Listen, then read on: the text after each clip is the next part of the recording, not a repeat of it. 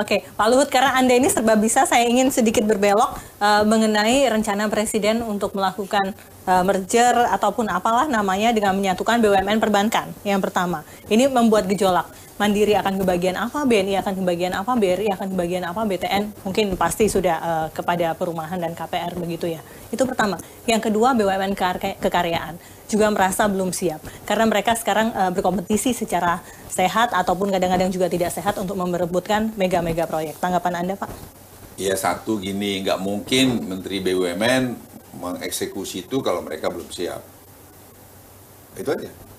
Ya pasti udah siap lah, pasti didengerin. Ya kecuali menterinya nggak dengerin, ya saya belum dengar sih bahwa nggak didengerin. Jadi menurut saya sih itu dalam konteks mereka mau bikin lebih efisiensi dan bisa raise fund lebih besar. Itu aja. Oke. Jadi saya nggak lihat ada masalah. Keresahan dari BUMN ini? Nggak dengar saya. Belum dengar. Kalau resah, apanya yang dirasain? Karena pasti kalau resah Pak Luhut sudah dengar begitu ya? Pastilah saya dengar. Orang pertama ya? Oke, baiklah. Saya kan pengusaha juga, dulu mantan pengusaha.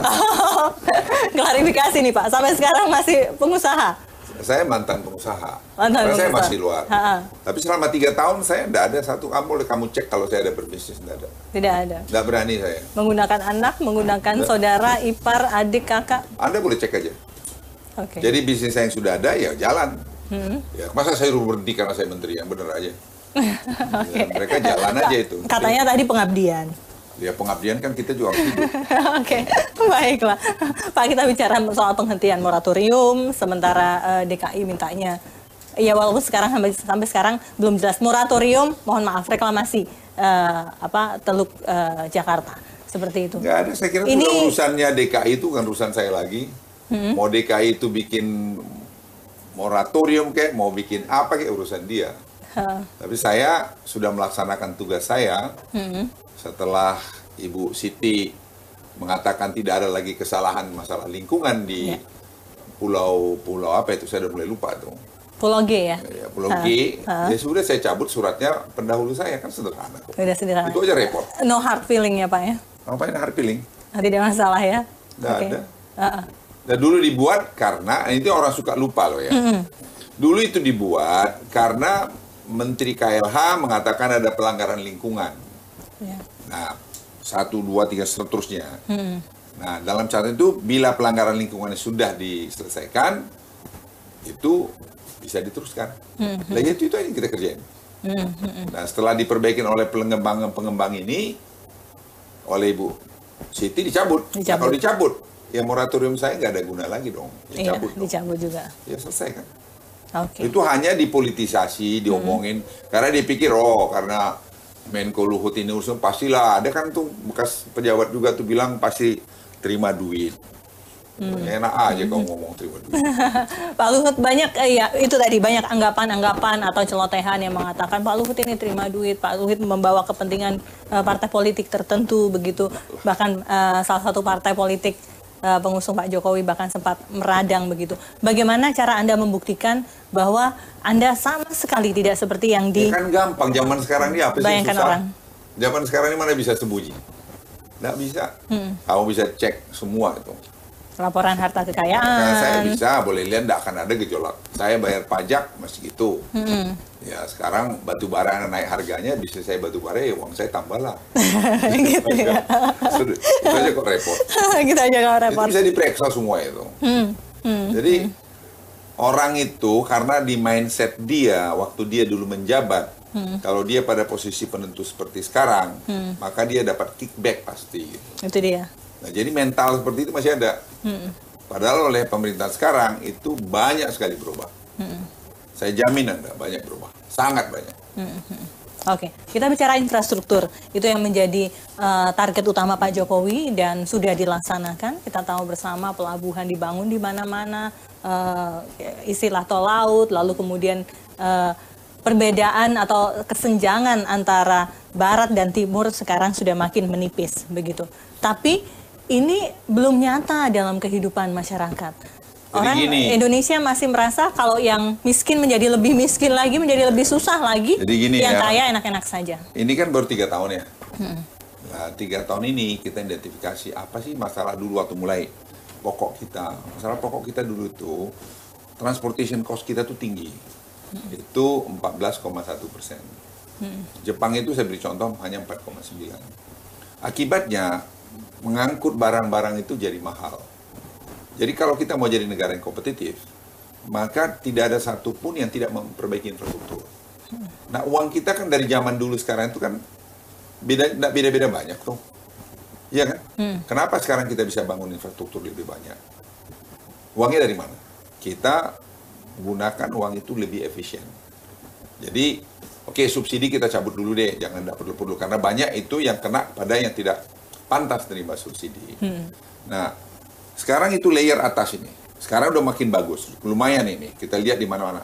Orang sebentar lagi akan bisa tahun depan, tahun ini mungkin akhir atau mungkin awal tahun depan itu akan terus dari Jawa Timur kita terus all the way ke Jawa Timur sana pakai toll road. Itu akan mengurangi cost transportation kita nanti besar.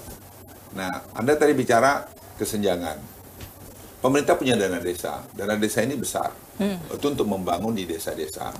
Memang tahun pertama, tahun kedua mungkin masih belum terasa lah ya. Tapi sekarang tahun ke-3, 4 ini yang oleh Pak Eko Menteri Desanya itu saya lihat makin bagus.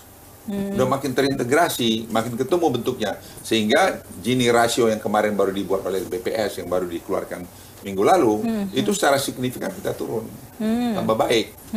Tambah baik artinya. Jadi kalau nggak clear waktu itu 0,41 kemudian 0,39 berapa, sekarang 0,3 berapa itu sudah berturun membaik banyak. Nah, pertanyaannya berikutnya, masih banyak yang miskin. Lah di Amerika juga banyak yang miskin kok. Jadi memang kamu apa yang kamu expect dalam 3 tahun? Sudah pakai ribut-ribut loh itu. Sudah pakai ribut-ribut. Sudah pakai goncangan sana sini pilkada dan seterusnya begitu ya, masih bagus. Bisa. Jadi kita sabarlah. Yang penting arah pembangunan itu sudah benar. Tadi di awal sudah saya singgung. Baru pemerintahan ini yang hampir semua international institution itu kasih tampak begini pada Indonesia. Baru sekarang ini. Dan mereka itu kan tidak bisa dibohongi. World Bank, Pricewaterhouse, IMF, mana bisa dibohongin itu. World Economic Forum, semua kasih hebat. Saya ketemu, saya bicara di UN, saya bicara di Davos, saya bicara di mana lagi. Semua menghasilkan Indonesia hebat. Dan catatan saya adalah tahun 2015 tidak seperti serius ini apresiasi. Tahun 16 itu lebih bagus dari tahun 2015. Tahun 2017 jauh lebih hebat lagi. Sekarang rating kita semua tiga rating institution itu udah ngasih kita hampir sudah satu ngasih triple B, yang 2 lagi masih triple B minus. Ya kita lihat tahun ini apa yang terjadi. Nah saya bicara sama mereka, kok saya tanya kenapa sih kau bikin orang Indonesia bagus? Dia sebutkan. Saya tanya apa kurang kami? Nah, Profesor Ito ini bekas Menteri Keuangannya Jepang bilang sama saya, kekurangannya kalian kurang agresif. Dalam hal? Ya dalam menjual bahwa kalian hebat. Karena kita perlu uang. Orang kan tanya, lo kita ngutang-ngutang loh. Kamu kalau ngutang tadi bikin proyek yang dia berputar, proyek itu bisa hasilkan uang bayar sendiri. Kan bisnis begitu. Yang menurut saya itu yang nggak ngerti bisnis itu, saya kan pebisnis. Nah kalau kamu mau bikin bisnis sendiri pakai equity sendiri, sampai lebaran kuda juga kamu nggak akan bisa selesai itu. Jadi kita mesti ada loan yang kita dapat. Yang sebelum tadi ada equity-mu 30%, ada tadi loan-mu 70%. Itu yang kita lakukan. Itu hampir sama juga dengan bernegara. Nah yang tidak boleh, tidak kita sarankan, kalau kita minjam uang untuk membayar subsidi, jangan.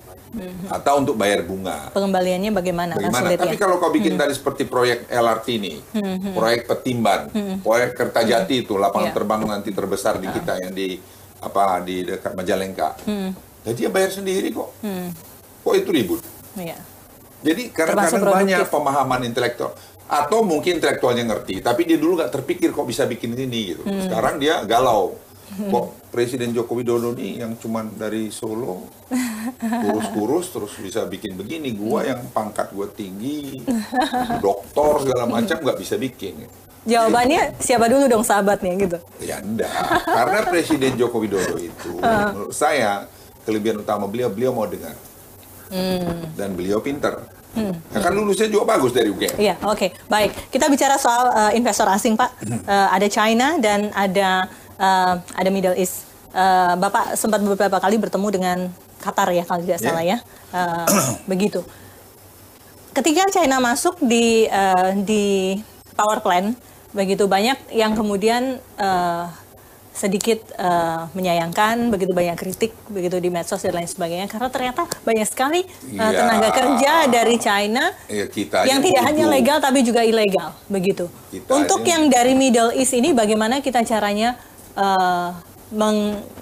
agar hal itu tidak terjadi lagi? Sebenarnya nggak juga terjadi banyak. Kalau ada akses sedikit negatif iyalah, tapi overall nggak juga. Orang ngomong aja, saya kan orangnya lihat, kalau begitu saya kirim tim lihat. Iya. Nggak seperti itu juga. Nggak. Seperti Morowali loh, jadi showcase kita. Iya. Morowali itu investasinya lebih 5 miliar dolar. Lah kamu kalau punya duit mau taruh 5 miliar dolar, kamu kan mesti yakinkan bahwa proyekmu jadi. Dengan orang-orangnya, begitu ya. Padahal di sini, kamu orang Indonesia yang bisa secara teknologi ngerjain itu belum siap.